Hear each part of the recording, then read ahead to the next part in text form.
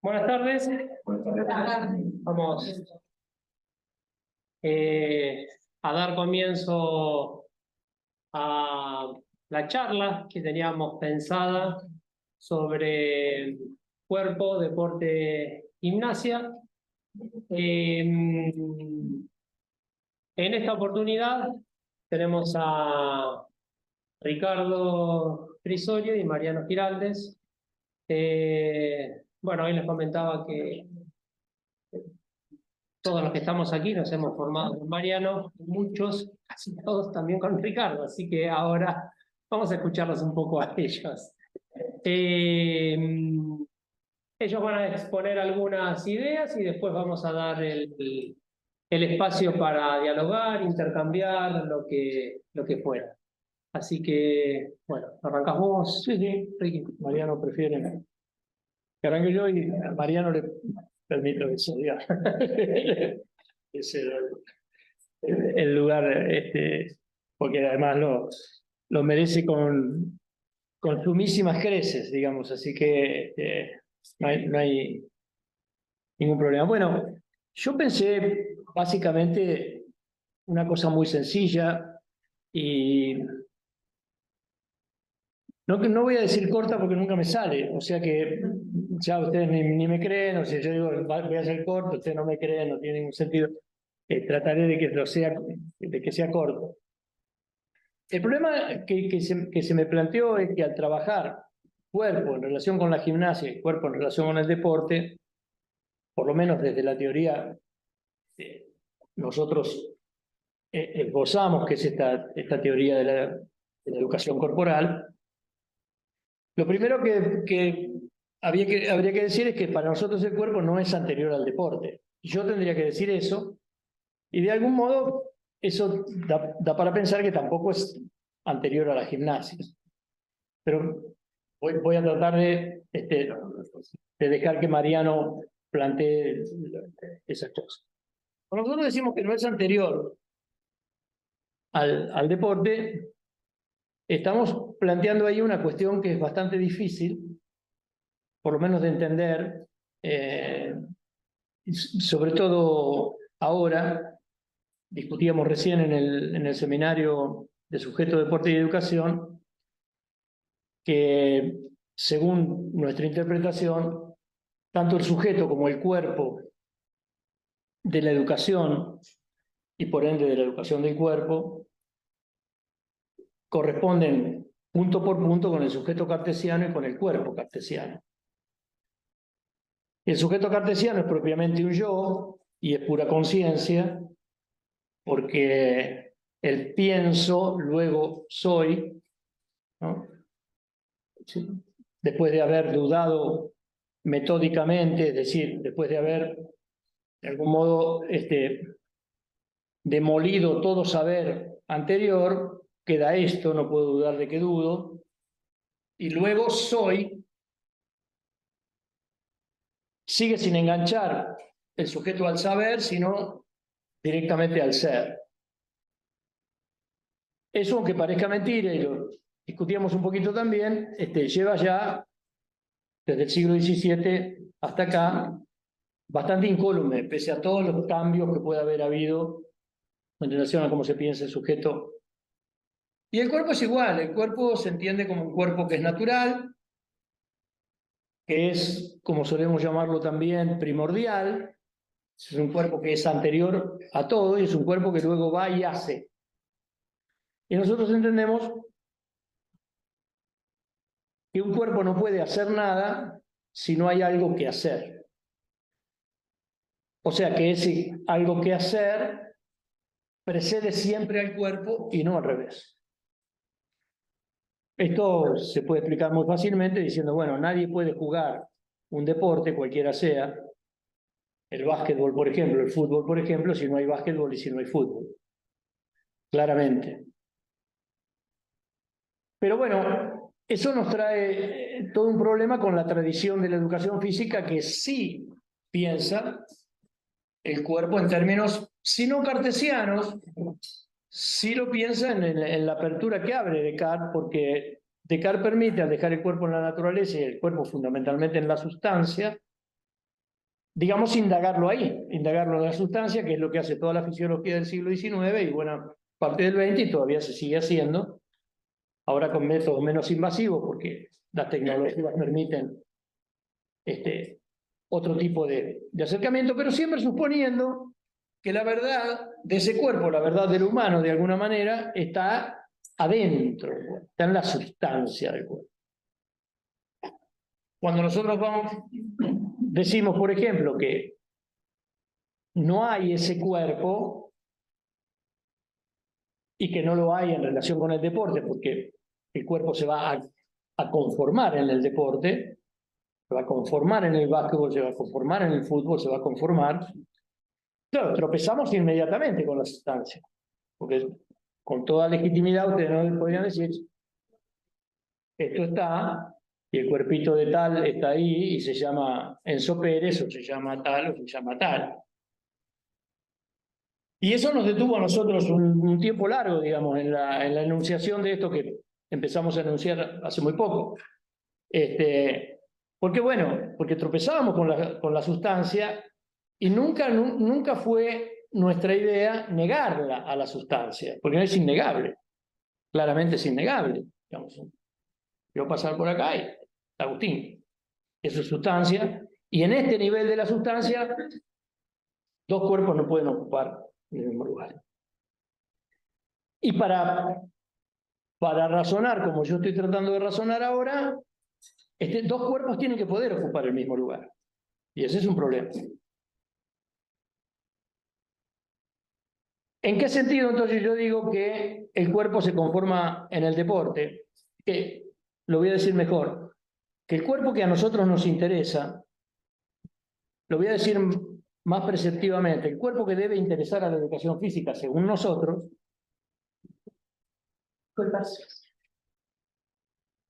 es un cuerpo que trasciende totalmente y total y absolutamente la sustancia, como todos los cuerpos que ustedes puedan imaginarse. Entonces, con algunos quizás ya hice este ejercicio, creo que no acá, pero bueno, es un ejercicio que de repente está repetido. Si a cualquiera de ustedes o a mí mismo nos duele algo, suponemos que el cuerpo nos está diciendo algo, ¿no? Si ese algo que nos duele es la cabeza y nos tomamos un ibuprofeno y pasa, pues habremos acertado con lo que nos decía y habremos acertado con nuestra respuesta. Pero si ese dolor persiste, más allá de que el cuerpo siga diciendo, vaya uno a saber qué, yo no lo puedo interpretar. Entonces voy al médico. El médico me hace una cantidad de cosas, me revisa, me toma la fiebre, no sé, las cosas que el médico hace, y me dice que tengo tal cosa y me da tal cosa, y si yo me curo, vuelvo a ese médico, y si no me curo, voy a otro médico. Entonces la pregunta que hay que hacerse, o que nosotros hacemos ahí, es quién habla. Si habla el cuerpo, es decir, la sustancia, o si habla el saber, o mejor dicho, si el saber del médico hace hablar ese cuerpo, si nuestro saber lo hace hablar hasta un lugar y después no nos alcanza el saber y entonces tenemos que ir al médico, y si el médico en algún momento se le termina su saber clínico, por ejemplo, y tiene que recurrir a un análisis de laboratorio, etcétera, etcétera, etcétera. Si aceptamos esta hipótesis, si aceptamos, quizás les cueste un poquito, pero es así como funcionan las cosas, de todos modos. Podemos abrir el debate, ¿no? Bueno, el médico no hace otra cosa que lo que hacían los astrónomos galileanos en el siglo XVII, porque los cielos tampoco les decían nada hasta que ellos no aprendieron a interrogarlo. Eso es una cosa que dijo Galileo casi textualmente. El problema de escudriñar los cielos es que hay que saber hacerle la pregunta y hay que saber en qué lenguaje descifrar la respuesta. El mundo, la naturaleza, decía Galileo, es un libro escrito en caracteres matemáticos y quien no sepa matemáticas, geometría, andará por él perdido como un ciego. Como andamos perdidos nosotros en relación con nuestro cuerpo, como puede andar perdido el médico ante algunos indicios que no sabe interpretar o que su saber se determina y de repente recurre a otro médico, Más allá de esta descripción un tanto fenoménica que yo estoy haciendo, la conclusión que se saca rápidamente es que las cosas, en general, el cuerpo tampoco, no habla, sino que los hacen hablar los saberes respecto de ese cuerpo. Y que, por tanto, cada disciplina construye un cuerpo determinado. ¿Por qué nosotros creemos en el cuerpo cartesiano? Porque la filosofía, como disciplina, tiene la característica de no hacer teorías de objeto, sino cosmovisiones del mundo. Y en esa cosmovisión parece que nos habla del cuerpo eterno y siempre presente, que está ahí, que es primordial y que va a estar adelante. Pero no funciona así. No funciona así. En el nivel del ser, que no me voy a meter con eso ahora, pero que habría que, y hay que, y nosotros discutimos todo el tiempo, puede hablar la filosofía. Pero en el nivel de la práctica, es curioso que todo el tiempo a nosotros nos digan que somos muy teóricos, cuando nunca dejamos de pensar otra cosa que la práctica, nunca pensamos otra cosa que la práctica, que nos pregunten todo el tiempo cómo se hacen las cosas, cuando nosotros no hacemos otra cosa que decir cómo se hacen las cosas. Pero entonces, en el nivel de la práctica, lo que funciona no es el ser del cuerpo, que no lo hay por otro lado, no puede funcionar porque no existe, sino ese cuerpo que opera en una práctica determinada. Entonces, hagamos otro ejercicio.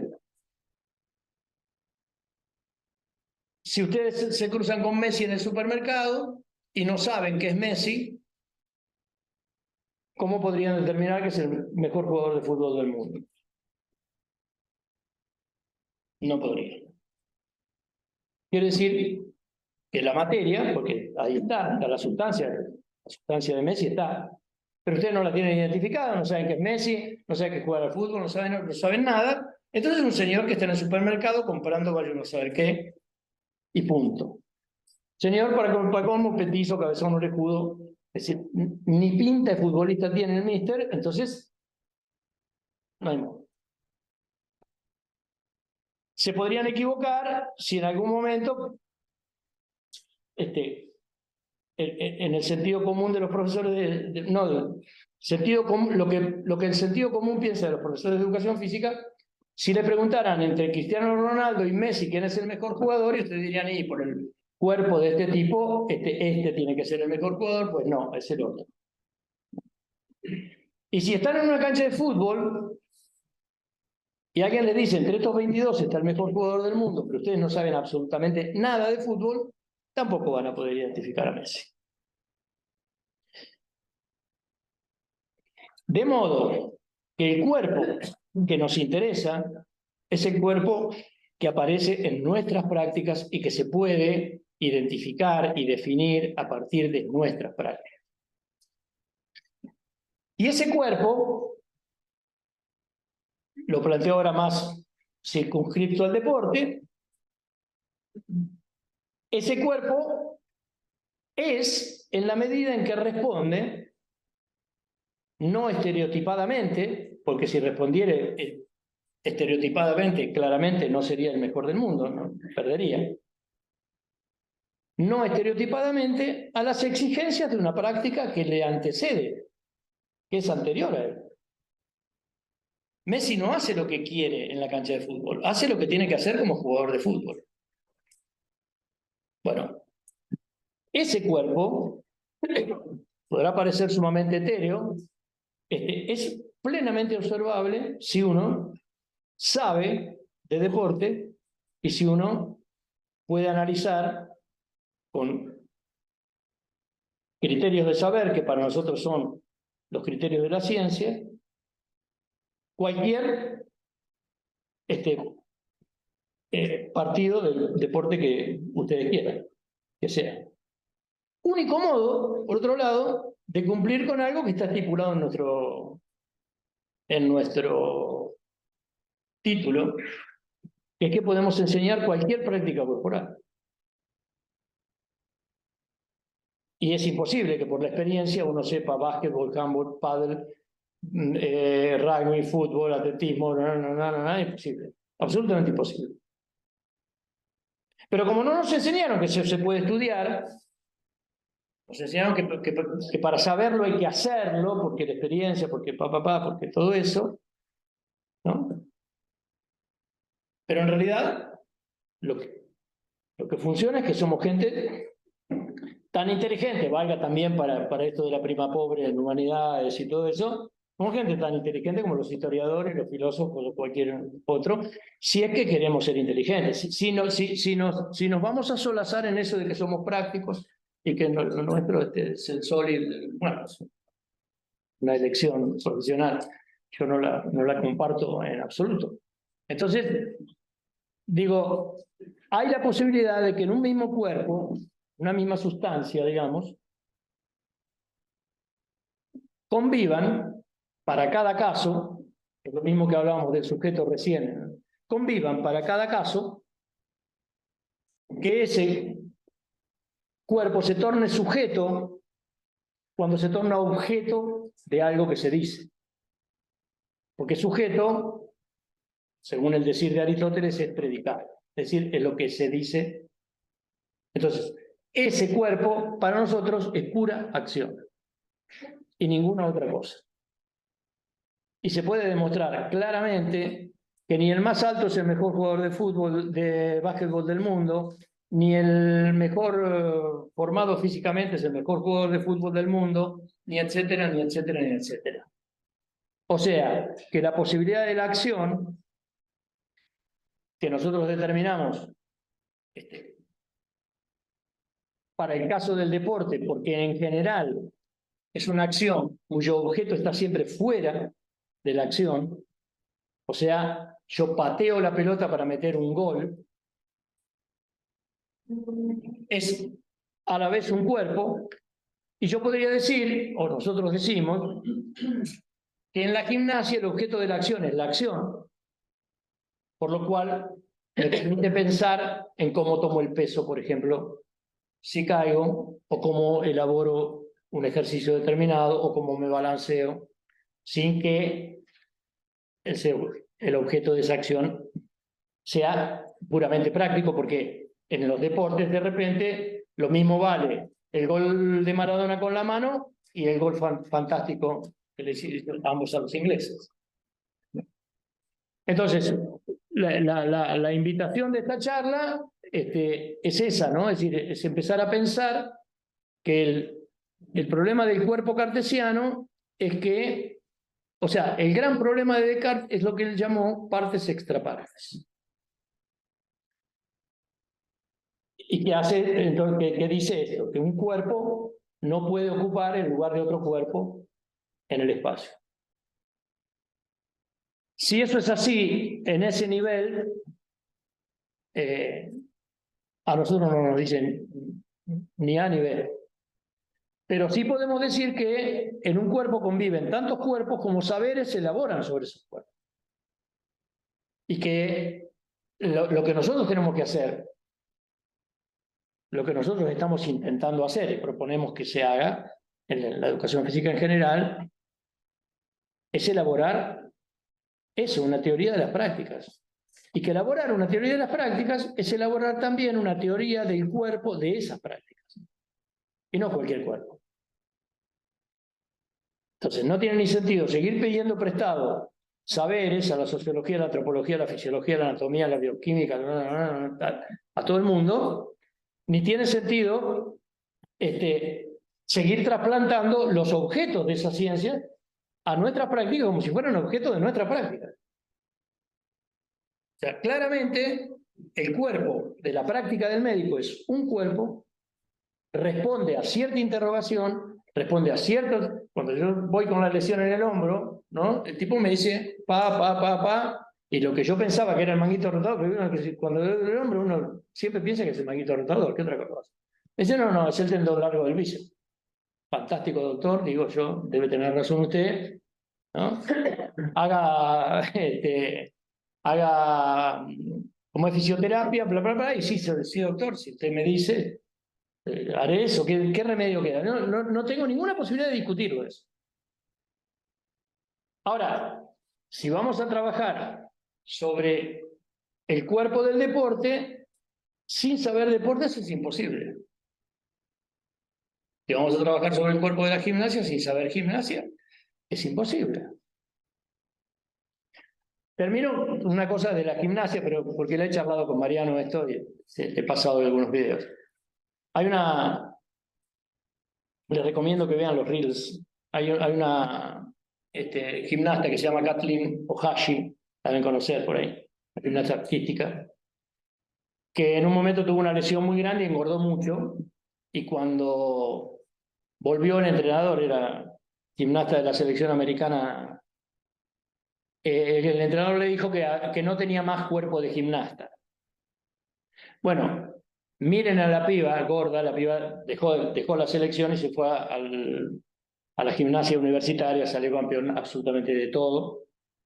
Miren a la gorda hacer gimnasia y díganme si eso es o no es un cuerpo de gimnasta.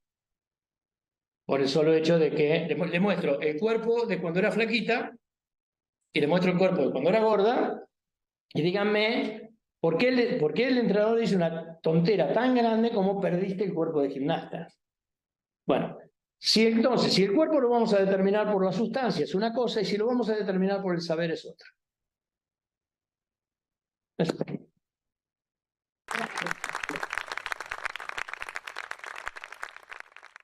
Mariano, cuando quieras. Bueno, tenemos una dificultad. Poder hablar para dos públicos diferentes. Y que intentar que para los dos públicos les resulte interesante. Inclusive, con los chicos que están haciendo el seminario de gimnasia, algunas cosas que voy a mencionarles, ya las charlamos hoy, y con los de deportes no. Así que el desafío es ese. Hoy comenzamos un poco con una aproximación a un concepto o a una definición de gimnasia, intentando definir qué la caracteriza fundamentalmente, y ahí digamos algunas palabrejas que son específicas de ese intento de descripción o definición. Una, que la gimnasia es uno más de las prácticas corporales posibles de hacer, que se diferencia bien de las otras, que son el juego, el deporte, el baile y la danza, quizá el teatro. Y que tiene características bien especiales que durante muchos años nosotros mismos habíamos dicho que esa configuración de movimientos a la que llamamos gimnasia se caracterizaba por ser sistemática e intencionada. Usamos ese criterio durante muchos años y que ahora algunos de nosotros lo relativizan, lo de sistemática e intencionada. A veces puede ser sí intencionada, pero no sistemática. Y que entonces habría que decir que es una configuración de movimiento que se diferencia y que a veces es sistemática e intencionada y a veces no lo es. ¿Cuándo no lo es? No lo es cuando la simple dinámica de las clases así lo pide. Cuando la simple dinámica de la acción corporal de los participantes protagonistas, demuestra que si se intenta una sistematización, se la empobrece, porque parte de la riqueza de lo que surge de la misma clase y de los mismos aprendientes, está pidiendo, o casi exigiendo, que se dé rienda suelta a esa equivocación, a ese error, o a esa creación que hizo los participantes por fuera de lo que son las consignas que mandó el profesor, que sugirió cierto tipo de movimientos y los participantes resolvieron por otro lado. Y eso da motivo, o se equivocaron, pero salió un movimiento que es bárbaro para intentar reproducir. Entonces no es más sistemática y no es más intencionada, porque muchas veces no busca solamente el beneficio orgánico funcional. Entonces surge el placer que aparece y desaparece, pero que no lo provoco yo intencionadamente, sino que es por fuera de la intención misma de lo que el profesor quiere hacer, porque sencillamente los alumnos buscaron un camino divertido y agradable y placentero y lo siguieron y inventaron una cosa. Entonces, bien haría uno en estar atento a esos momentos para seguir la corriente. Entonces, deja de ser intencional y sistemática. Y parte de la misma definición, para diferenciarla también, porque uno define para diferenciarlas de otras cosas que se parecen. Para eso intenta definir, para eso procura una definición para precisar qué es lo que la caracteriza y qué es lo que la diferencia de otras formas parecidas. Entonces decíamos que lo que caracteriza a la gimnasia también es que procura enseñar un uso inteligente, un uso del cuerpo, un uso adecuado del cuerpo. ¿Adecuado a qué? Adecuado a cada distinta situación que puede enfrentar el que se está ejercitando, de manera de garantizar un esfuerzo de disponibilidad corporal que le dé una riqueza posible de movimientos que puede utilizar en distintas situaciones. No solo la estrictamente gimnástica, sino en cualquier otra. Entonces, el uso adecuado del cuerpo es perseguir una cierta disponibilidad corporal que le sea útil al que se está ejercitando. Y ese uso del cuerpo necesariamente nos parece que tiene ese camino recorrido para aprender a hacer un uso del cuerpo adecuado. Tiene que ser inteligente, tiene que ser placentero y tiene que ser crítico. Cuando digo inteligente, digo inteligente. Cuando digo inteligente, digo que no puedo estar haciéndose gimnasia, revoleando la pierna, con cara de nada y sin pensar qué beneficio y qué belleza puede obtener en lo que está haciendo. Tiene que ser que la acción cognitiva, la acción inteligente, tiene que estar presente cada vez que se haga gimnasia, igual que el cuerpo tiene que estar presente cada vez que se haga gimnasia. Igual que alguien lo ha puesto en muchas situaciones optativas, nadie lo mandó, nadie le puso la pistola en el pecho para que vaya. O sea que tienen que estar las emociones presentes. Entonces, ese uso inteligente del cuerpo tiene que tener un contexto que sea inteligente, que sea placentero,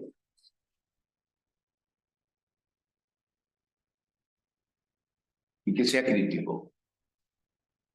Porque hay muchos usos del cuerpo, y los usos del cuerpo actuales, en las sociedades actuales, que han cambiado mucho, porque digamos que en la sociedad del siglo XIX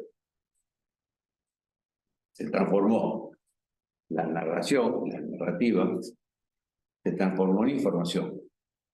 En el siglo XX la pregunta política, una de las preguntas políticas por excelencia, era cómo se podía hacer el ciudadano de a pie para no ser influenciado dramáticamente por el Estado, por los medios y por las hegemonías económicas.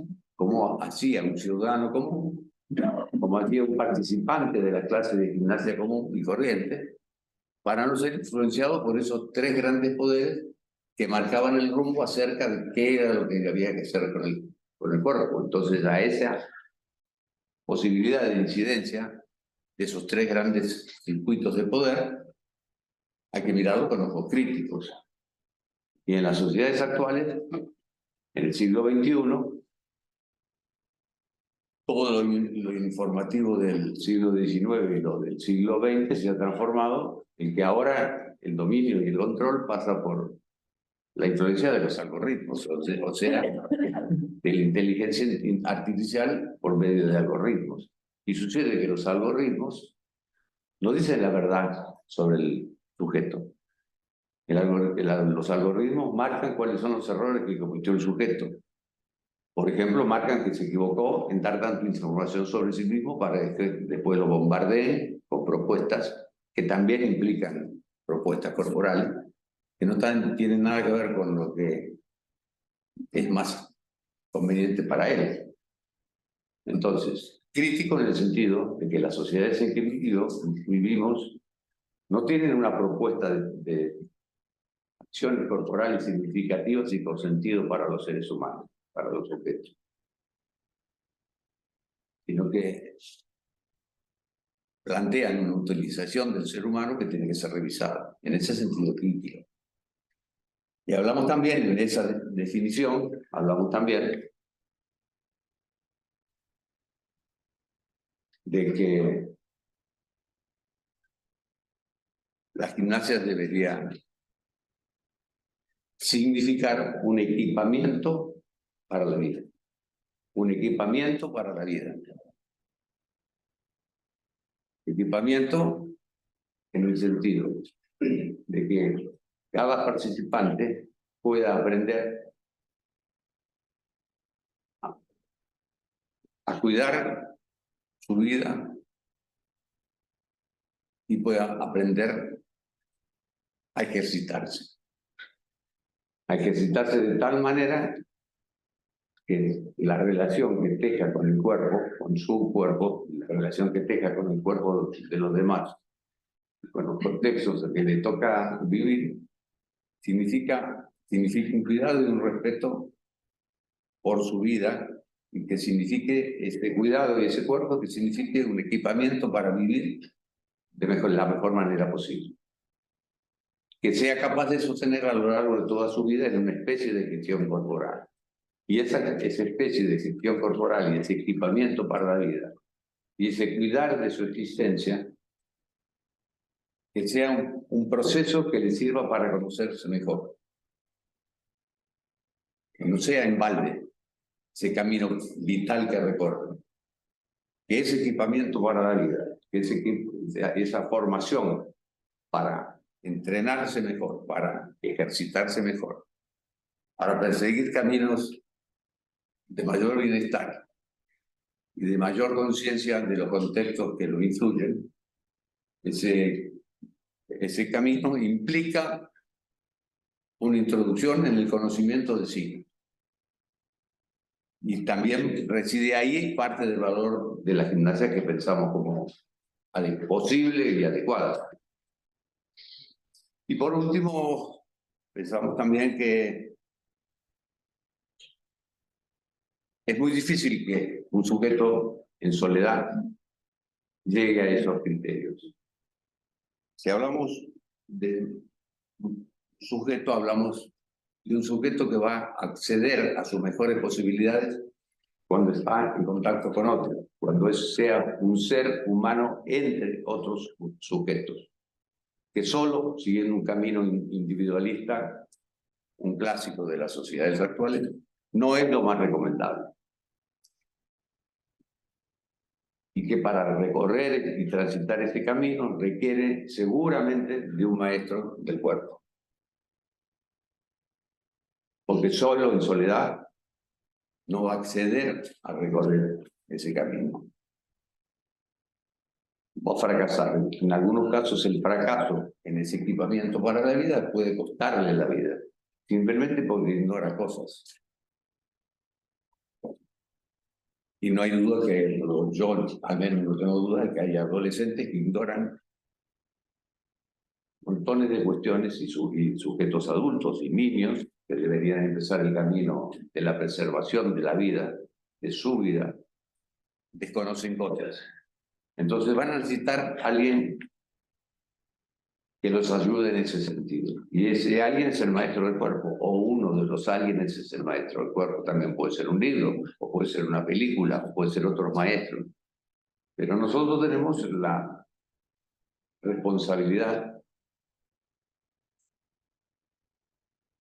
En todo caso, responsabilidad es decir, hacerse cargo. Y hoy, la dificultad que tenemos muchos maestros es que no podemos hacernos cargo sencillamente porque con los que queremos ejercer nuestra responsabilidad de maestros no están interesados en lo que nosotros tenemos para ofrecerlo, que en buena medida lo que tenemos para ofrecer lo estoy recibiendo ahora. Muchas veces pasa que los directamente destinatarios de lo que podrían ser, lo que podríamos enseñar nosotros en cuanto a equipamiento para la vida, no están interesados en eso. Y parecen sí empecinados en seguir formas de vida que los perjudican y que los alejan de la preservación de la existencia. Bueno, vamos bien. Otra de las cosas que hablamos entonces es que los maestros del cuerpo podrían ser imprescindibles para seguir ese camino de autogestión del cuerpo. Y siempre que ese maestro sea un tipo capaz de enamorar con lo valioso. Y siempre que ese maestro no se haya curado de la enfermedad de enseñar. Porque no tengo duda, y me decía que después de 60 años de enseñanza no tengo ninguna duda que esa búsqueda de un equipamiento, ayudar en la búsqueda del equipamiento para la vida, es una de las funciones fundamentales que puede cumplir cualquier educación del cuerpo y sin duda también la gimnasia. Eso es todo.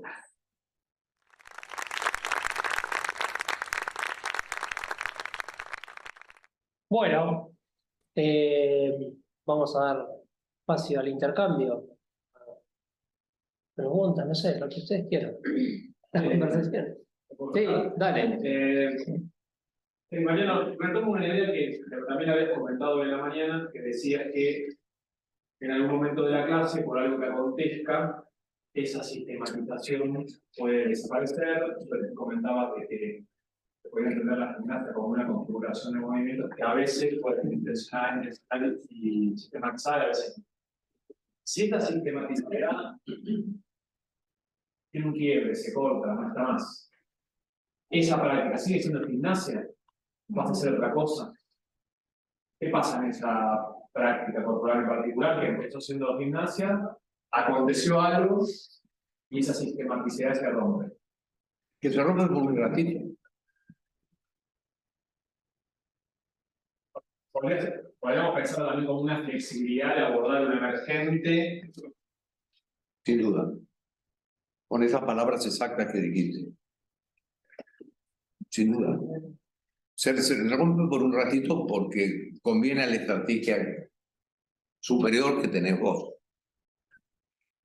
Que es que el momento de esa clase tiene una trascendencia brutal, el momento de cada clase, no de esa clase, el momento de cada clase. Tiene una trascendencia brutal que me da vergüenza mencionarla de sencilla que es. Es la trascendencia que tiene cada clase, cada situación de enseñanza, cada situación de transmisión que es una intervención. Es un momento de la vida de los participantes. Es un momento de la vida de los participantes. Entonces, el placer y el no tener un modelo tan rígido que sea una rutina, por ejemplo, que es el nombre clásico, se le pone a los programas que se dan en la gimnasia, le ponen el nombre de rutina. Me parece pésimo. Porque eso implica una cosa siempre idéntica y siempre igual. Y lo que yo propongo es una cosa siempre diferente, siempre cambiante y siempre flexible ante la novedad. Pero antes no era así. Yo no era así. Antes la pensaba más rígido el modelo. No sé cuánto estuvieron con Ricardo, pero él es un especialista en decir lo que pasaba con nosotros años atrás, cuando teníamos un modelo más rígido, que había que hacer esto y esto y esto y esto. Y ahora, bueno, ahora lo elastizamos en el sentido que vos mencionabas. Es un ratito. Y después volvés a un núcleo duro, porque para poder cambiar y ser flexible hay que tener un núcleo duro de cosas. No se puede cambiar desde la flexibilidad total. Los cambios verdaderos y profundos que podemos hacer en todos los órdenes, no los de la gimnasia, en nuestra concepción de la vida, es cuando tenemos un núcleo de cosas que no pensamos cambiar, que no vamos a cambiar, pero que nos permite cambiar en función de lo que vaya pasando en la situación del mundo y de la vida y de las circunstancias, hablando de las circunstancias en el sentido de Ortega y Gasset, y las circunstancias que nos toque vivir. Así que vos lo definiste perfecto. Un ratito cambiamos. Y después volvemos al núcleo duro de cosas. Porque un núcleo duro, y lo digo sin ningún miedo, es que la gimnasia también tiene un componente orgánico funcional que siempre se va a respetar. Lo que pasa es que ahora no la pensamos nada más que como una cosa orgánica y funcional, pero sí tiene que tener valores orgánicos y funcionales. Tiene que servir para algo. Pero solo que no pensamos que ese algo sea nada más que los beneficios anatómicos y musculares. Entonces, cuando surge algo que nos puede sacar de un modelo rígido, ahí vamos.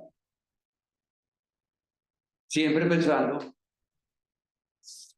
en la riqueza de la propuesta. Una clase no es un experimento, una clase es una experiencia con el cuerpo. Un experimento, en un experimento que vale para una investigación, yo condiciono las variables, pero una experiencia no. La experiencia está abierta a que surjan cosas. Eso es todo.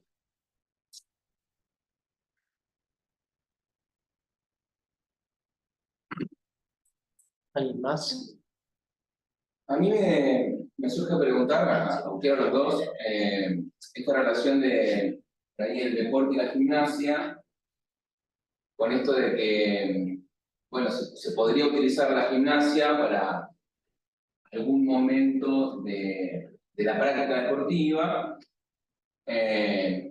o se podría pensar como una tercera cuestión que aparece mucho en el plano del deporte, pero también aparece en la gimnasia, que es esta idea de, bueno, el entrenamiento, ¿no? Es decir, bueno, cuando voy a enseñar cualquier situación de juego para el deporte o cualquier técnica en la gimnasia, digo, si hay lugar para esto que se llama el entrenamiento, que viene más del lado de la repetición, digo, lo pienso en el sentido de que aparezca algo que demande el hacer en repetidas oportunidades, o se puede utilizar la gimnasia en ese segmento de la enseñanza deportiva. Digo, ¿cómo piensan esa dicotomía deporte-gimnasia? Si hay un apartado que cuando yo me sumerjo a enseñar deporte, estoy inmerso en la gimnasia, o en realidad es deporte, y la lógica del entrenamiento me resolvería eso y no necesitaría de la gimnasia para enseñar tal cosa de eso del deporte que quiero enseñar, o la gimnasia misma se queda en la gimnasia. Digo, ¿cómo piensan esta relación de la gimnasia y el deporte y la gimnasia, y si hay lugar para esta idea del entrenamiento?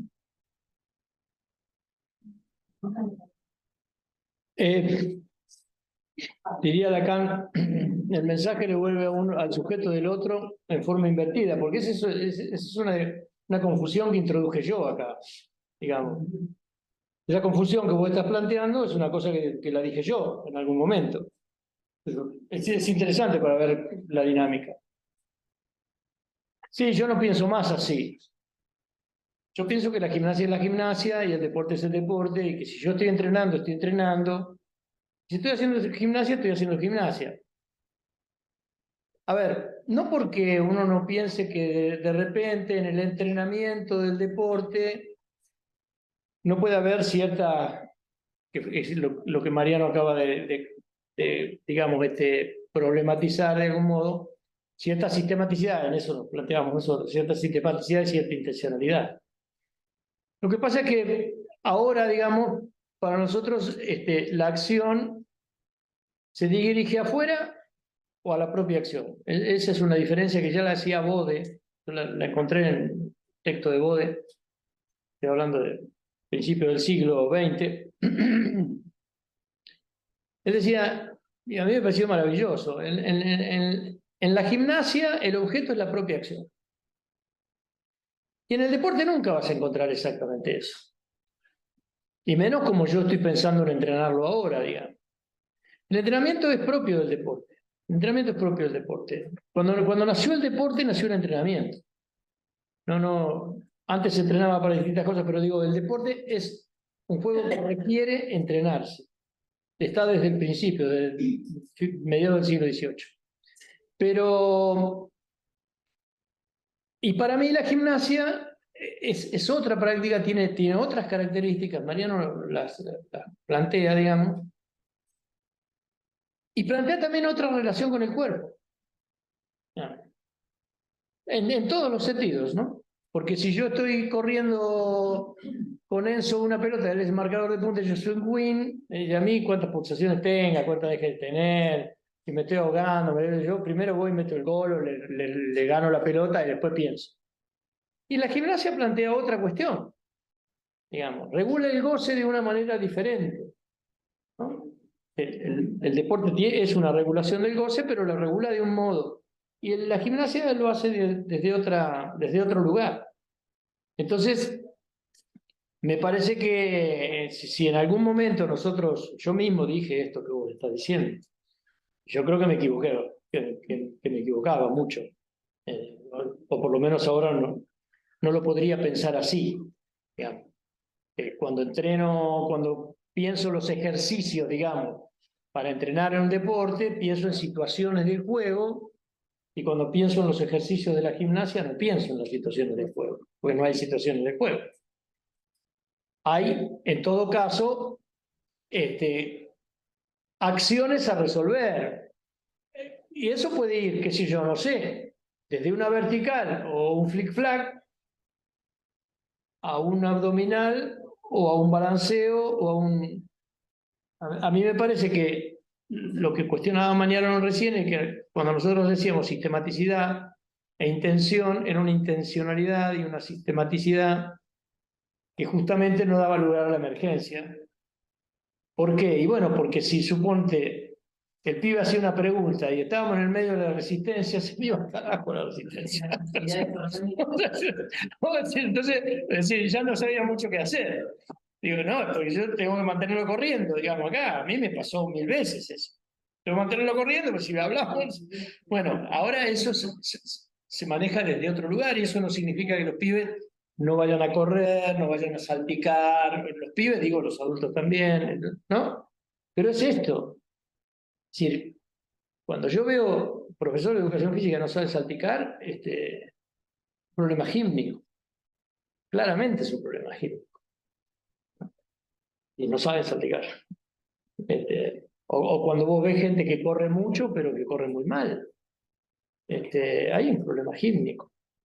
Porque el lugar para enseñar eso es la gimnasia, digamos, ¿no? Entonces, cuando uno, creo que a esto se refería Mariano, cuando uno, para mantener el organismo en cierto régimen de revoluciones, no corrige eso, porque prioriza la cuestión orgánica, la cosa se va al diablo, ¿no? Pero yo corregiría, por ejemplo, una ejecución en gimnasia muy distinto de como la corregiría en deporte. Muy distinto. Porque, pongo un ejemplo, digo, yo tengo un jugador, yo odio el jugador que tira de 8 metros, nunca va a ser en básquetbol una buena decisión tirar desde 8 metros. Nunca. Tira de 8 metros y metió, y yo no lo voy a corregir. Va en contra de la lógica del deporte, porque si el tipo la metió, la metió. Podría hablar con él después y decir, mirá, la metiste ahora, no es la mejor opción, bla, bla, bla, pero yo no le voy a decir, esto lo hiciste mal. En cambio, si el tipo no toma bien el peso en un salto, yo se lo voy a corregir. Con una lógica absolutamente distinta.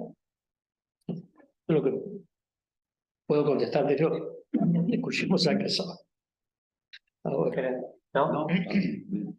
No sé, Carolina. Sí, no, hace mucho que no te escucho, así que te quería preguntar, hablaste de que el objeto en el deporte está, digamos, por fuera de la acción. Y en la gimnasia, digamos, el objeto es la acción.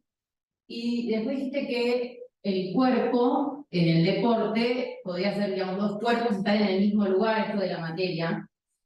Entonces yo te pregunto, en la gimnasia, ¿qué sucedería ahí o qué pensás que sucedería ahí? Lo mismo. Lo mismo, ¿no? Digo, Porque cuando yo digo el cuerpo está, en el deporte, el objeto está fuera de la acción, digo está fuera del cuerpo. Porque para mí el cuerpo es acción.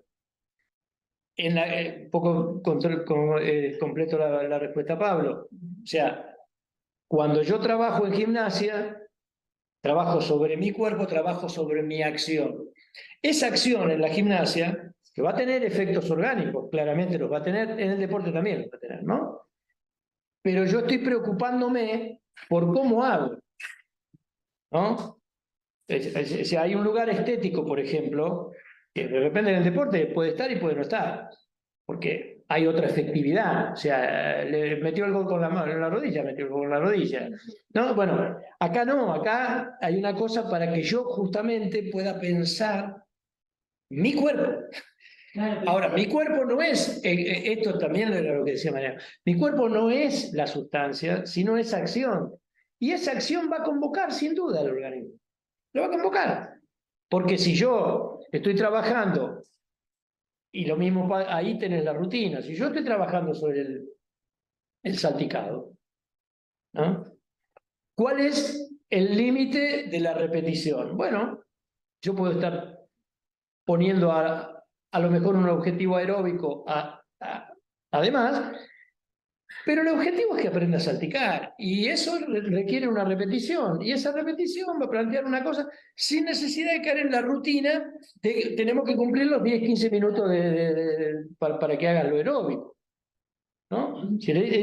Cuando vos hablas de aprendizaje, una cosa que se podría plantear respecto de lo que decía Mariano, cuando uno habla de aprendizaje a lo mejor, pero yo todavía no lo puedo pescar, habla de otro tipo de sistematización y de otro tipo de intencionalidad.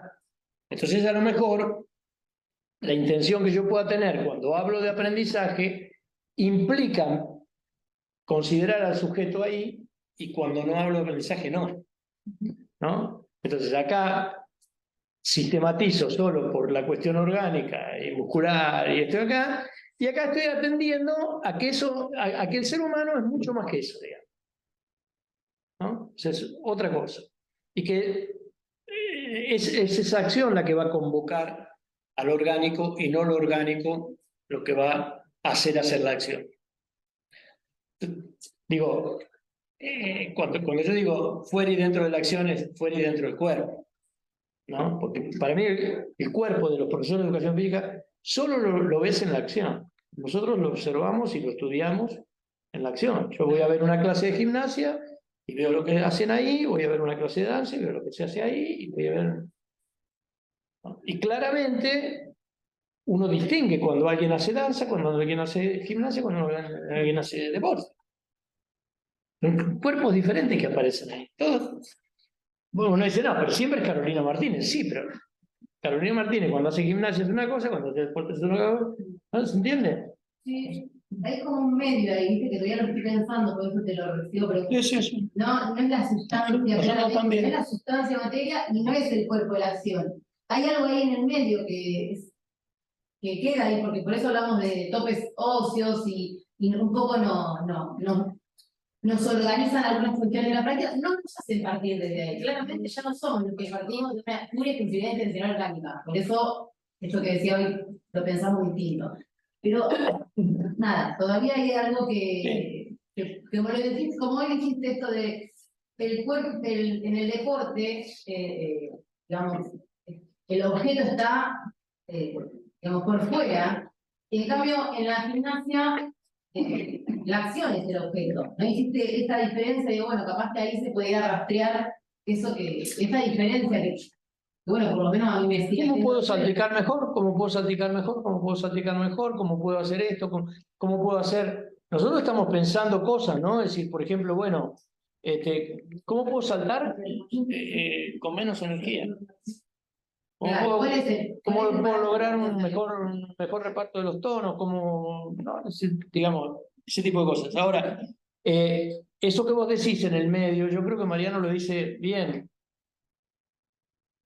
Yo lo puedo decir de una manera distinta, pero es lo mismo. Digamos, eso es la preservación de la vida, ¿no? ¿Qué es la preservación de la vida? Digamos, yo puedo quedarme en mi casa toda la vida, ¿no? Y hacer una casa bien fortificada y no me va a pasar nada, ¿no? Pero bueno, la posibilidad de preservar la vida podría ser eso, ¿no? Ahora, es la vida de un ser humano particularmente, es la vida. Entonces, preservar la vida siempre va a tener una regulación del tope, del lugar, porque yo quiero seguir haciendo gimnasia. Y si me rompo la columna no voy a poder. Y si hago tal cosa tampoco voy a poder. ¿No? Entonces, ¿cómo preservar la vida? Pero gozándola. Porque no se trata de preservarla así de pura seguridad, ¿no? Es decir, entonces yo me quedo acá y ruego además que no entre el COVID y qué sé yo, cantidad de cosas, y nada me va a pasar. No es eso. Creo que claramente la preservación de la vida incluye esto, ¿no? Es decir, ¿cómo hago para preservar la vida sana? Y ahí tenés todos los topes que aparecen, pero claramente. Lo que pasa es que después la sociedad te dice, tenés que saltar más, tenés que hacer más, tenés que correr más, tenés que hacer tenés que tirarte del puente no sé cuánto con el no sé qué. Bueno, pero eso... Hace bastante tiempo Mariano puso un ejemplo que a mí me pareció maravilloso, ¿no? Y que es justamente cómo poner en juego el deseo del otro, que siempre es un deseo que te aliena porque es el deseo del otro, en relación al propio deseo. Él decía, en general al gimnasio vienen por deseos prestados, vienen porque la mujer le dijo que está gordo, porque está viejo, porque la sociedad le dice que está viejo, que no tiene nada. Y si yo tengo que ponernos en relación con lo que ellos desean. Y es enorme eso que te estoy diciendo, ¿no? Es decir, digo, la cuestión educativa que... ¿no? ¿Cómo? Sin aislarte, sin ser una mónada individual total, ¿cómo vos podés ponerte ahí? No se sale más que por la acción. No hay otra posibilidad, porque si vos le decís, hacete flaco como quiere el otro, no podés, ¿no? Pero él seguramente quiere moverse un poquito mejor, etcétera, etcétera. Bueno, es largo, claro, pero más o menos eso, ¿no?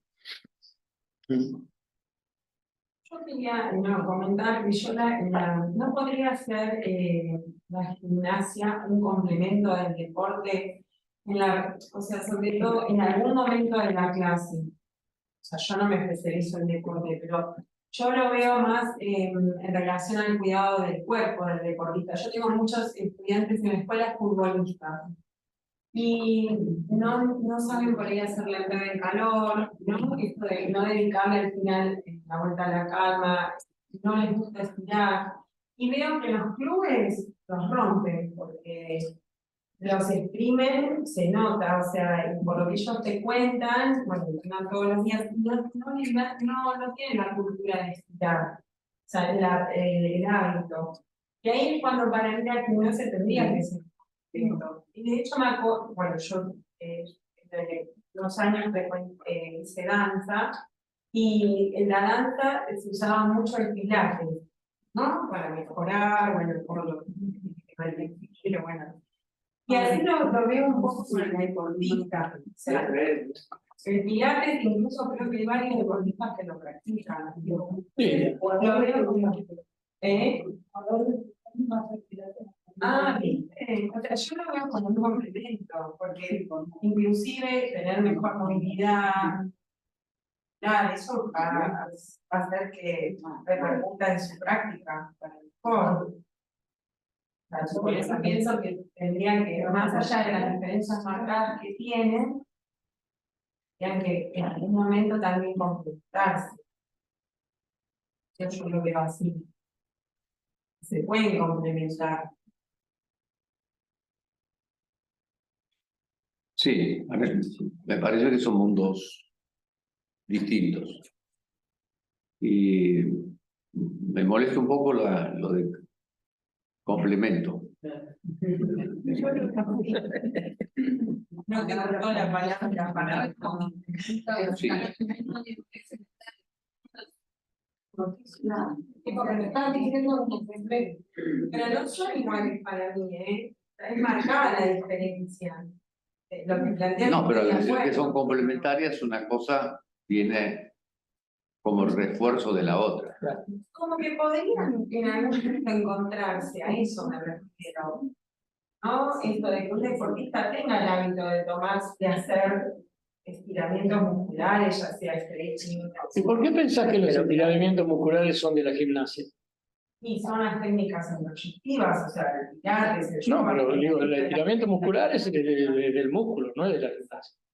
Sí, pero digo, los estiramientos, técnicas relacionadas con los estiramientos. ¿Y eso para qué? Gimnasia. ¿Para qué hacer eso? Para que, por ejemplo, no se vayan tan contracturados, porque un deportista al final de la práctica se va contracturado por la exigencia que requiere el deporte. Entonces yo pienso que podría ayudar a irse mucho mejor. Estirar ayuda, Sí, estirar ayuda.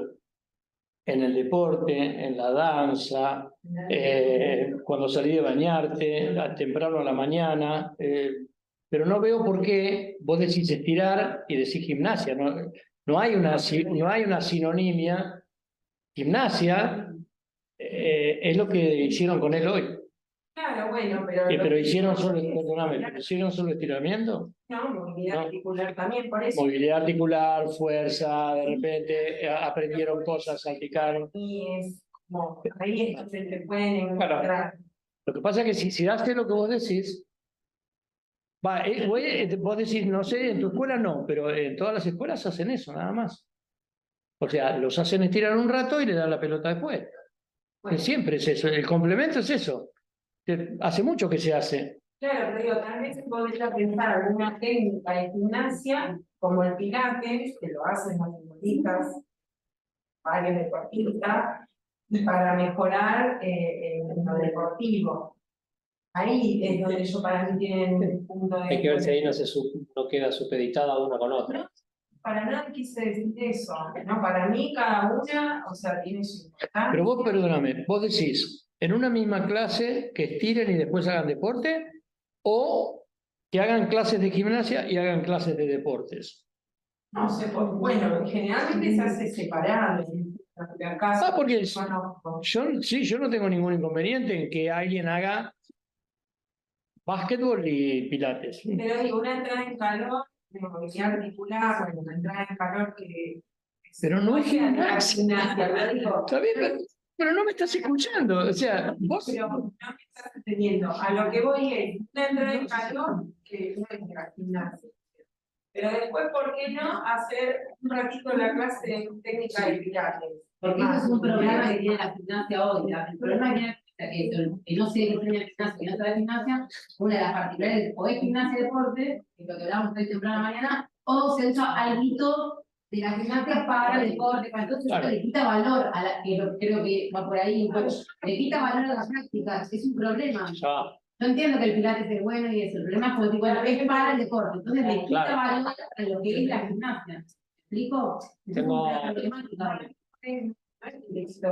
Bueno, pero para vos, yo estoy totalmente de acuerdo. Entonces, yo con lo que es para vos no tengo pero nada que decir, lo que es para vos es para vos. Para mí la Tierra es cuadrada. Puede utilizar elongar, estirar, movilidad articular y todo eso sin pretender que eso sea gimnasia previo al deporte. se puede hacer todo esto, y eso no es gimnasia, es en hogar, es en actividad regular, previo a tu práctica deportiva. Pero yo creo que ¿por qué no usar una técnica para mejorar el rendimiento? Bueno, pero a esta altura lo único que me queda es decir por qué no. Porque por mucho que yo te dé razones, vos seguís pensando lo mismo. Entonces, seguís pensando lo mismo y demos lugar. No, me parece muy bien que vos... Tenemos Enzo y... No, primero buenas tardes. Después de decir una cuestión, digo, cuando aparece Mariano, más allá de lo que ya has dicho, digamos, en cuestión de enseñanza y lo que has pensado en la gimnasia, uno cuando sabe que venir, digamos, se arma como una matete de preguntas que también tendrían que hacerlo, ¿no? Digo, quizás la pregunta que te haga no tenga mucho que ver con lo que estabas diciendo, tal vez sí, pero un poco porque venía también con las preguntas de las cuestiones que me interesan, de la gimnasia. Si hay posibilidad que vos no puedas andar un poquito acá, no tanto cuestiones históricas, sino más bien esta discusión que se da ya en esa pequeña organización que hace la clave de las escuelas de gimnasia, digamos, cuando plantea la discusión entre lo que es las cuestiones de Lean, las cuestiones de Mus, y también parece ser que en el movimiento, ya no sueco, sino también en el movimiento suelo alemán, se da como una vertiente de dos discusiones. Es decir, esa gimnasia que la llevó el Turner, digamos, si lo pronuncio mal, se aclarará luego, y la otra cuestión que tiene que ver con el impresionismo. Que parece ser que hay como dos cosas que se ponen en juego ahí con dos intenciones totalmente distintas que entran en discusión. Si me podría como ampliar ahí si hubo discusión o si no hubo, si hay ahí unas cosas que son distintas y están pensando cosas totalmente distintas o no, digamos, para que pueda como ampliar un poquito ahí. Y después la otra cuestión que tiene que ver también con la gimnasia, y ahí vuelvo un poquito para las clases más coloquiales que nosotros nos ocupamos. Digo, me comienza a tocar sucesivamente, recreativamente, ya no dar la clase de gimnasia que daba en la escuela primaria, ya no estoy en esos espacios, donde se hacía casi que por la habilidad misma, ¿no? Es decir, corregir por la habilidad misma. Es decir, bueno, vamos a saltar y saltamos de un lado a otro.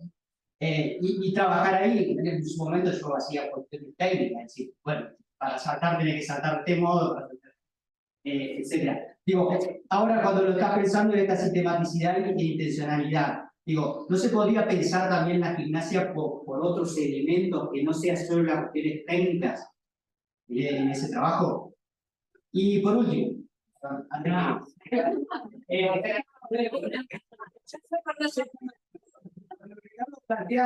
cuestión de saber, a mí me queda como una cierta, de hecho, siempre hemos hablado casi como 2 años sobre esto. Cuando planteas, digamos, empezar a ver la cuestión desde el saber, si ahí no hay también una cuestión de cierto gris entre lo que Foucault ha llamado en su momento las prácticas y puso el saber adentro, como elementos de ella, y una tensión con lo que Lacan va a pensar, lo que nosotros le entendemos en lo que hace escribir. Lacan pensó, porque va a pensar, es difícil que... No, digo yo, sí yo. No sé, algunos dicen que sigue pensando. Puede ser. Sigue pensando. Pero por cierto que Lacan ya no piensa en su cabeza misma. Pero bueno, si ahí no hay una cuestión, si intentas empezar a pensar desde las prácticas que incluyen un saber, o si hay que pensar desde el saber, y de ahí cuando vamos en términos ya académicos, también se genera una discusión ahí de cómo planteamos, ¿no? ¿En qué momento se queda la práctica? ¿En qué momento ese saber? A mí me queda como un ruido. Estaría bueno que pueda como comentar algo sobre eso. Y nada, gracias. Y disculpa la demás. Bueno, con todo respeto, cuando terminaste de expresar la tercera, me olvidé que veía. Sí. Nosotros se lo recordamos. Vos tranquilo, eso no. Nosotros le decimos todo lo que vos dijiste, todo bien. Bueno, La cuestión del expresionismo alemán. Sí. Había una tensión entre El expresionismo alemán que parece estar. Gudmus y el expresionismo alemán. el expresionismo alemán y Link.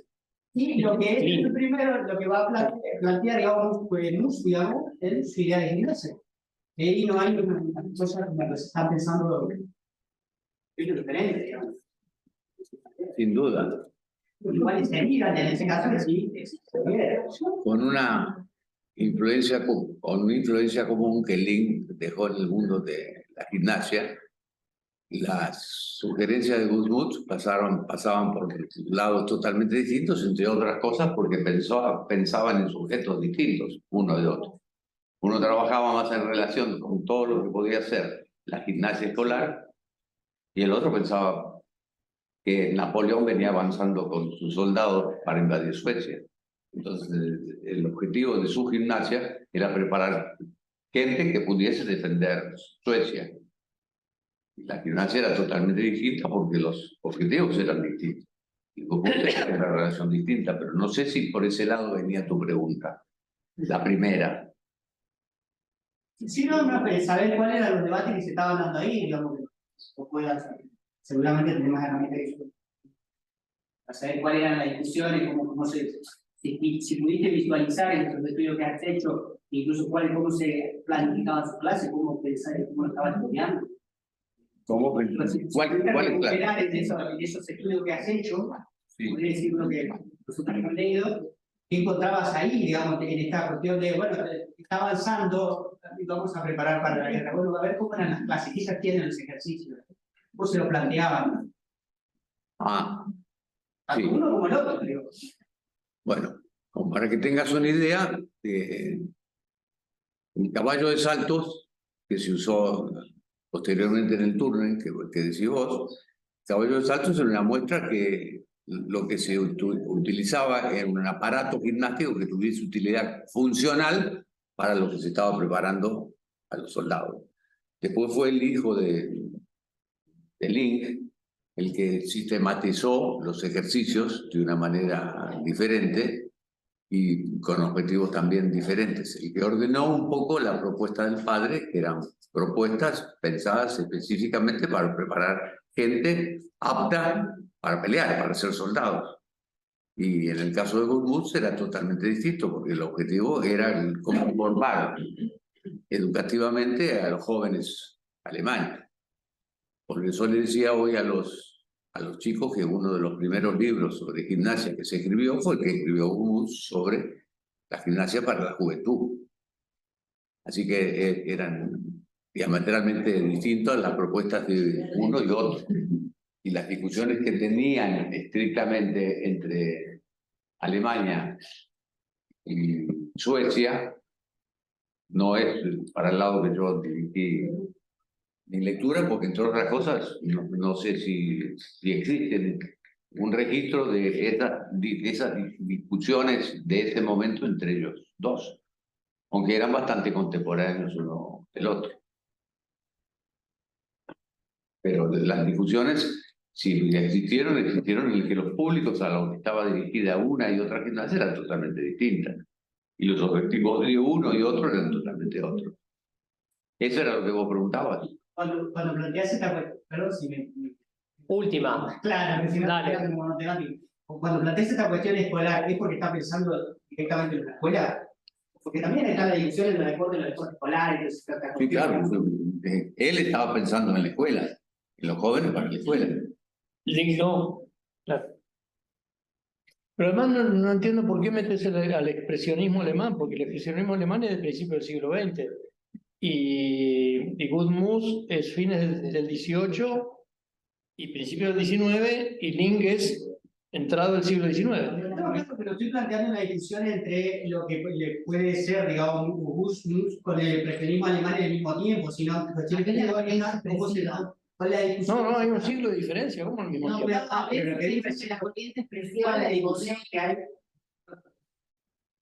digo, no el expresionismo, sino la corriente expresiva de Baudet, que digo, en función de ponerlo más capaz que está hablando de eso, ¿no? Claro, porque poner el nombre de quién y dice sobre el expresionismo, pero estoy diciendo, tratando de pensar, digamos, en términos discursivos, esa lucha la puse a un bus porque es el más conocido, pero podría decir la gimnasia alemana y los discursos que hay en el de ella. Está bien eso, pero hay, por lo menos en ese lapso hay 3 gimnasias alemanas. Alemanas, sin hablar de Link. Tenés Gudmund, y tenés Jan. Jan es el enemigo íntimo de Gudmund. Y la gimnástica que se expande por Europa a lo largo de todo el siglo XIX es el Turnen de Jan. ¿Sí?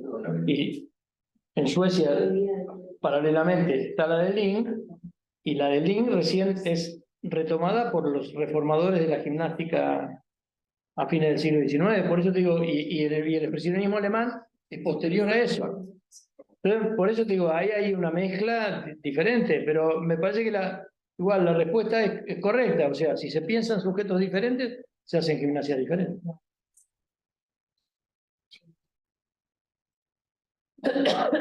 ¿Y la tercera cuál era? Porque era la que lo del saber de Foucault y Lacan y la práctica, cómo Foucault plantea la cuestión de la práctica del saber y Lacan, la cuestión del saber. Sí, las prácticas hay que estudiarlas porque las prácticas son de la cultura, no hay vuelta a eso. Ahora, la cultura es un conocimiento, no es un saber. Es pura representación. Ahí puede haber verdad, mentira, falsedad, error, cualquier cosa puede haber en las prácticas. El problema es justamente, si vos te planteas la cosa científicamente, es cómo trabajar con un saber ahí. Si lo querés en términos de Lacan, yo te digo, S1 es toda la cultura, el significante amo, es lo que hay, etcétera, etcétera, y S2 es un saber. Mariano lo dijo, y yo lo pongo también en relación con el deporte, lo que nosotros tenemos que hacer es poner a la gente en relación con un saber. ¿Cuál sería, dónde estarían las prácticas? Están en los medios, están en el poder, están en la influencia del Estado, están todas esas cosas que Mariano planteó recién. A partir de ahí la gente hace su creencia y dice la gimnasia es esto, la gimnasia es esto otro, tengo que hacer esto, tengo que hacer esto otro, entrar en estirar es de la gimnasia, o etcétera. Entonces, bueno, ahora, cuando alguien viene a nosotros y dice, bueno, yo quiero hacer gimnasia, ahí nosotros lo tenemos que poner en relación con un saber. Por eso hay que preguntarse qué es la gimnasia, determinarla, como hizo recién Mariano, cuál es la diferencia que tiene con el deporte, por qué no puede ser un complemento de la otra, por qué la gimnasia. Es una pregunta que Mariano hizo hace ya un tiempo y a mí me guía desde entonces. ¿Por qué la gimnasia siempre se piensa como complemento de algo, siempre se piensa sirviendo para otra cosa, siempre se piensa al servicio de... ¿Por qué? La gimnasia tiene derecho, como práctica corporal, tiene derecho propio a hacer gimnasia. Punto. Y establece una relación con el cuerpo que es de la gimnasia. Y el deporte establece una relación con el cuerpo que es del deporte, que es otra cosa. Y la danza establece una relación con el cuerpo que es de la danza, de otra cosa. Ahora bien, dentro de todo eso, uno dice, bueno, acá por ejemplo, las prácticas de Zumba, Gap, todo el mundo dice que eso es gimnasia. ¿Es gimnasia? Bueno, ahí entra el saber en juego. No estoy diciendo ni que lo sea ni que no lo sea. Yo hago sencillamente la pregunta. Todo eso a lo que le llamamos gimnasia, ¿es gimnasia? Bueno, ahí yo estoy haciendo entrar un saber en juego. Porque el saber es siempre lo que no se sabe. Claro. Obviamente, yo no me pregunto por lo que sé, qué sé yo. Lo que sé, ya está. Sí, yo entiendo perfectamente que uno piensa una cosa, el otro piensa otra cosa. Bueno, macanudo, pero ¿eso qué hace? Valor, todo es igual. Digamos, el terraplanista tiene el mismo valor que el físico teórico. Bueno, porque como es mi opinión, hoy estamos en el reino de la opinión. Bueno, ahí es donde para nosotros más hace falta un saber. ofrecer un saber. Mariano también lo decía, llegan con el celular, no hacen la rutina, muchas de las cosas que las hacen mal. La rutina está mal. Bueno, ¿cómo se sale de ahí? Ah, no sé, yo, pero que hay que salir, hay que salir. Tenemos. Ah, dale, no se quería decir algo, Mariano. Sí, Ah, bueno. sí, pero es más importante la pregunta de ustedes. Métanle. Dale. A ver, hacemos las dos, si se puede las dos. Dale. Estaba pensando con respecto a lo que mencionaba María Laura y se me venía a la cabeza si acaso en el deporte realizar un análisis del desempeño, que además se mide y se contempla de un modo muy diferente, no se pueden hacer algunos cambios más a partir del entrenamiento, que también responde más al deporte, en vez de pensar en otras prácticas corporales que son distintas, que están muy separadas y que más bien basándose en ese entrenamiento se puede trabajar sobre aquello que podría mejorar el desempeño, que en todo caso también me lleva a analizar algo más. En el deporte, el entrenamiento favorece el desempeño, pero el desempeño de ese atleta o de ese deportista no necesariamente tiene que ver con que el movimiento sea el más saludable o el más preventivo, por ejemplo, para una contractura. Y pienso en algo práctico, no sé si han visto a Erling Haaland correr, pero Erling Haaland no corre en una técnica nada buena, sin embargo corre muy veloz y cumple, te marca el gol, se ubica en el área, tiene buenas reacciones anticipatorias, todo cumple, ¿no? Entonces, ahí yo encuentro una diferencia que es más lógica y que me cierra más y que podría ser como que entender bien, porque es mi opinión, igual, en todo caso, eso lo acabo de analizar ahora mientras hablamos de esto y lo que mencionaban de el entrenamiento muy propio del deporte. Capaz de No, es que es perfecto lo que decís. Andá a decirle a Haaland, no jugás porque corres mal. Pero si va a una clase de gimnasia, yo lo haría correr mejor. En fútbol ni me preocupo, mete goles. O sea, sí, seguimos. Ya está. Pero ahí hay una diferencia muy fuerte, justamente entre ¿para qué corre Haaland? ¿No? Y si salta bien o salta mal, ayer le sacó una cabeza a uno, el arquero le sacó 2 de cabeza. Ahora, y qué sé yo, si toma el peso, si no toma el peso, cuando cae, si no... Bueno, que yo podría hacerlo saltar mejor en este sentido, pero no sé si podría el tipo pensar en todo eso. Está pensando en la pelota ahí. ¿No? Pero son lógicas distintas, y que en tanto son lógicas distintas, y yo insisto, yo puedo hacer estirar a la gente, pero antes del entrenamiento del deporte y dentro de la misma clase del deporte. Y seguramente lo voy a hacer estirar de manera distinta que cuando lo voy a estirar para la gimnasia. Podría usar una técnica de gimnasia para hacer estirar, stretching, por ejemplo. Está dentro de las técnicas introyectivas. ¿Pero por qué stretching? ¿No? ¿Por qué stretching?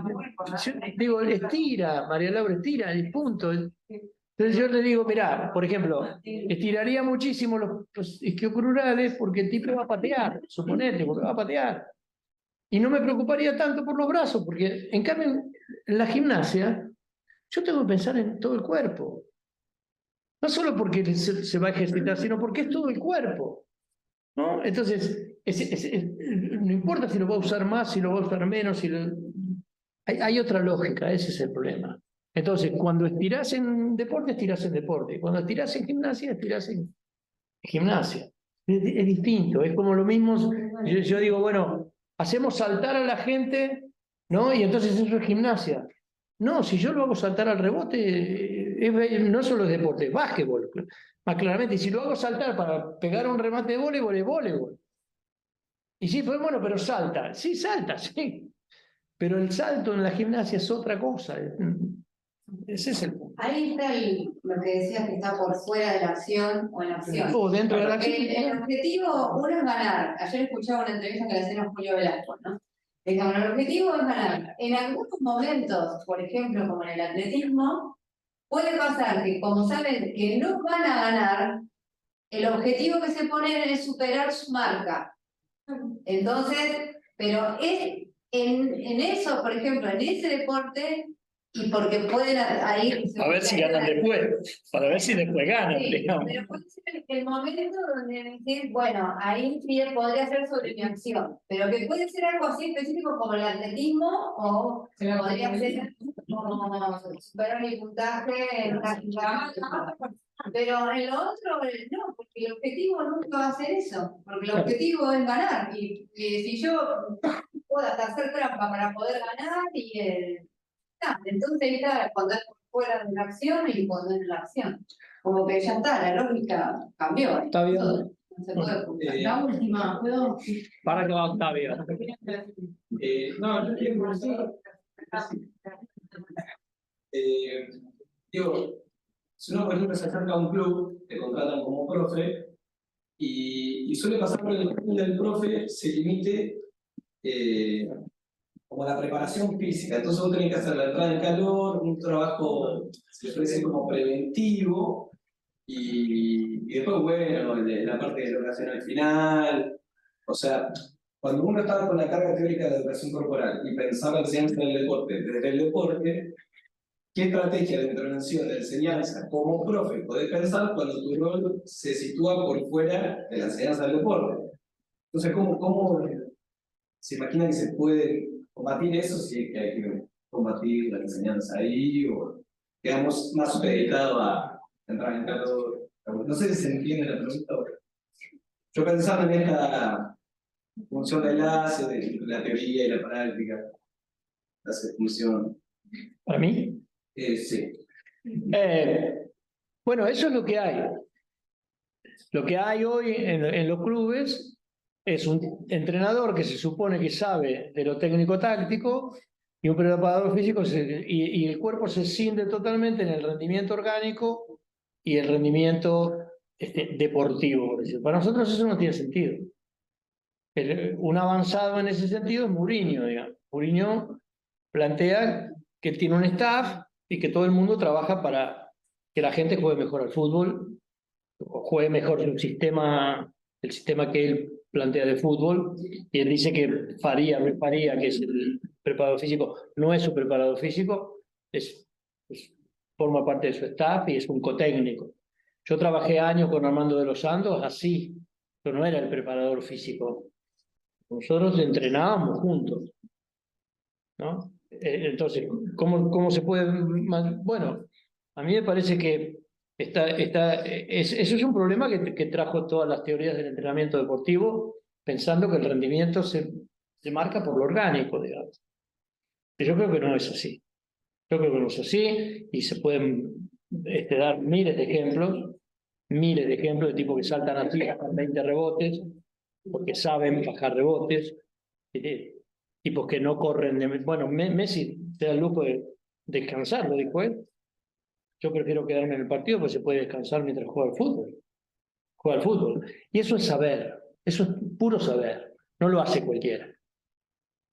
Lo hace el que sabe. Pero el que sabe, Francescoli, Riquelme, los tipos que saben, los tipos regulan absolutamente, porque además ellos provocan las situaciones de juego. No están esperando que la situación, no, ellos la provocan. Claro, estás pensando en la enseñanza, en la estrategia. Es igual. Y te pide que controle el GPS cuando lo veo. Entonces digo... A mí los GPS me tienen absolutamente sin cuidado. Yo no creo que digan absolutamente nada. O sea, ¿para dónde te tiran? No, bueno, vos me preguntás cómo se hace eso. Yo lo que te digo es esto. Se hace como digo yo. ¿Y cómo lo tenés que hacer en el club? Y cómo te pidan en el club. Si necesitas laburar ahí, te vas a tener que hacer lo que dicen ellos. Queda otra. Cuando Lucas fue a trabajar a la selección, bueno, fue de preparador físico y fue de preparador físico. Le quedaba otra. Ahora, eso no te va a impedir pensar de otra manera. Y eso es lo que hay que... que hay que empezar a hacer. Hacer de otra manera y eventualmente el día de mañana, si tomás un club, ver qué puede hacer. Ahora, si estás dentro de un staff que te condena a hacer preparador físico, bueno, hacer la preparación física, qué sé yo. Sé lo que pueda. ¿Qué haría yo ahí también? Bueno, yo trabajar mucho más cerca de lo que son en lo físico, de lo que son las resoluciones de situaciones de juego. Todo el tiempo. Lo he hecho cuando he trabajado, lo he hecho. Digamos, ¿qué haces? Bueno, en lugar de hacerlo correr alrededor de la pista, vamos a hacer situaciones de juego, vamos a trabajar. Yo puedo marcar esas situaciones de juego con parámetros de la fisiología. Y te hago un entrenamiento intermitente jugando al fútbol. ¿Por qué no voy a poder? Para nosotros, separar la enseñanza de la preparación no está bien. O sea, vos enseñás y preparás. Y en la gimnasia es igual. La gimnasia es igual. Pues, estás enseñando gimnasia y estás preparando el cuerpo para hacer gimnasia. Pues hay que ver qué se quiere, para qué se lo quiere preparar. Mariano te dice para resolver situaciones de la vida. No es lo mismo que para correr o para saltar o para hacer fuerza. Está diciendo otra cosa. Está planteando de repente un tipo que pueda moverse ágilmente donde se tenga que mover. Y con cierto sentido estético donde se tenga que mover. ¿No? Bueno, eso es la gimnasia. ¿Y por qué voy a separar lo orgánico? De volver a cierto modelo de dualismo cartesiano, si vos querés. Intentando terminar con la respuesta que pudimos dar. Te pediría que pienses por un momento en que tanto el deporte como la gimnasia son herramientas. Entonces, si yo estoy dando una clase de gimnasia, puedo perfectamente usar como herramienta ciertos elementos del deporte que me sirven para dar la clase de gimnasia. Por ejemplo, puedo usar una pelota y puedo correr por todo el espacio haciéndose una forma de pase parecido al del básquetbol, del rugby o del fútbol poniéndola en el suelo. Pero sigo pensando en la gimnasia y sigo pensando en lo que me viene bien para mis objetivos gimnásticos. ¿Sí? Y pensemos en el deporte.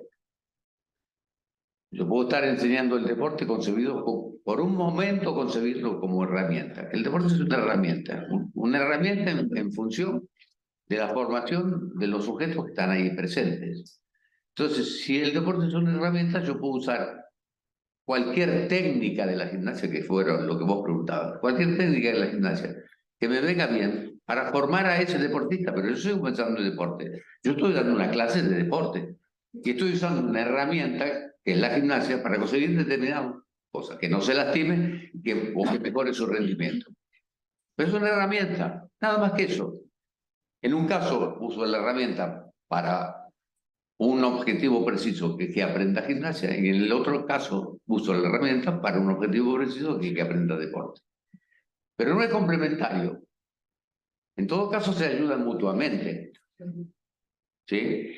Porque complementario por ahí no es la mejor palabra, porque da la idea de algo que suplementa. No, yo sigo pensando en un momento en la gimnasia con unas herramientas y en otro momento en el deporte con otras herramientas que son de la gimnasia. Bueno, eso no sé si te puede servir. Capaz yo me expresé mal, pero a esa idea iba. Tal vez no lo expresé como una herramienta, o sea, nunca quise decir que una práctica es más importante que la otra, para nada. Para mí las dos son importantes y bueno, está bueno el tipo de herramientas. Pero a eso iba, como que se pueden colaborar entre sí. Tal vez lo de complementario no fue bien interpretado. ¿Tenemos alguna...? Dale. Momento que se sigue hablando de que la gimnasia tiene que servir para algo, como preservar la existencia o preservar la vida. También hoy, al mediodía, Mariano habló sobre la autogestión del cuerpo, de las funciones corporales, de la alimentación, las drogas y todos esos cuidados del cuerpo. Me queda una confusión a mí, empezando a hablar de la gimnástica griega, de que aparecen algunos de estos elementos, como los ejercicios corporales, alguna forma de vida, alimentación, el sueño y demás, no la gimnasia como culto al cuerpo, como le dijimos, ejercicios corporales desnudos, y también lo que pensaba como la reforma gimnástica, de que esta posible intencionalidad se ve reflejada ahí con algunos discursos higiénicos. Entonces, mi pregunta es, ¿esta puede ser una intencionalidad de la gimnasia? ¿Cómo? La gimnasia, una de sus intencionalidades, bien definida por vos, Mariano, es prevalecer la existencia de la vida en relación a hábitos higiénicos también puede ser. Sí, desde luego. Bien. Y de la educación corporal también. Desde la educación corporal, ¿es pensar de la misma manera? Si se consideran los hábitos higiénicos, Pero esa es mi duda. sí, lo que pasa que en algunos casos damos ciertos apoyos a lo que estamos hablando y decimos las exageraciones que se convirtió con el tema de los hábitos higiénicos como prácticamente los objetivos decisivos que caracterizaban a cualquier forma de educación corporal que existiese en ese momento, que no se hablaba de educación corporal, pero que había algunos intentos concretos de lo que hoy podríamos llamar educación corporal. Pero entonces cuando señalamos lo casi pecaminoso de pensar que creer que era solo lo higiénico o solo lo moral como objetivos de esas formas de educación del cuerpo o esas formas de educación física, a lo mejor fue un énfasis excesivo en decir que eso era lo más criticable. No, era criticable de la manera que hoy le echamos, que incluye también los hábitos higiénicos y incluye también los hábitos alimentarios y incluye también todo lo que en ese momento no existía, que hoy tenés decididamente que hablar de lo que es la seguridad en torno a lo que un adolescente debería aprender. Todo lo que tiene que ver con la seguridad, porque el tema de los accidentes es una cosa brutal. Alguien tiene que ayudarle a los padres a reflexionar que no es lo mejor que se pongan a trabajar con llame ya y vayan en una moto con la cantidad de accidentes que existen por año.